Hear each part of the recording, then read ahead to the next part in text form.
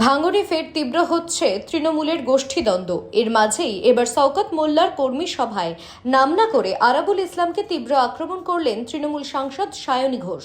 দলের গাদ্দারদের শনাক্ত করে ছুড়ে ফেলার হুঁশিয়ারি দেন তিনি। পাল্টা জবাব দিয়েছেন আরাবুল ইসলামও। তাদের ভাঙড়ের মানুষের অন্তরে আছে, ছোট ছোট বাচ্চাদের অন্তরে আছে। আমি 84 সাল থেকে দিদি মমতা বন্দ্যোপাধ্যায় আরাবুল ইসলামকে চেনে।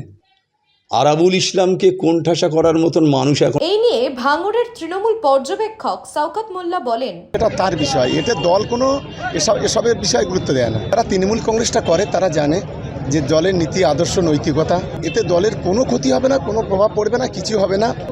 2 পয়সা 1 পয়সা লোকেরা কে কি বললো না বললো কি আসে যায় তাতে। তৃণমূল কংগ্রেসের মধ্যে কোনো লড়াই আছে বলে আমি অন্তত ব্যক্তিগত। পাশাপাশি সাংবাদিকদের মুখোমুখি হয়ে যাদবপুরের তৃণমূল সাংসদ সায়নী ঘোষ বলেন, গদ্দার হাটাও, ভাঙড় বাঁচাও। গদ্দার হাটাও, ভাঙড় বাঁচাও। সিপিএম, বিজেপি, আইএসএফ এরা পরে হবে। আগে নিজের দলের ভেতরে যে গদ্দারগুলোকে আছে তাদেরকে শনাক্ত করতে হবে, তাদেরকে ছুঁড়ে ফেলতে হবে। আপনারা দেখছেন ইউএন লাইভ, বাংলা খবরের শেষ কথা।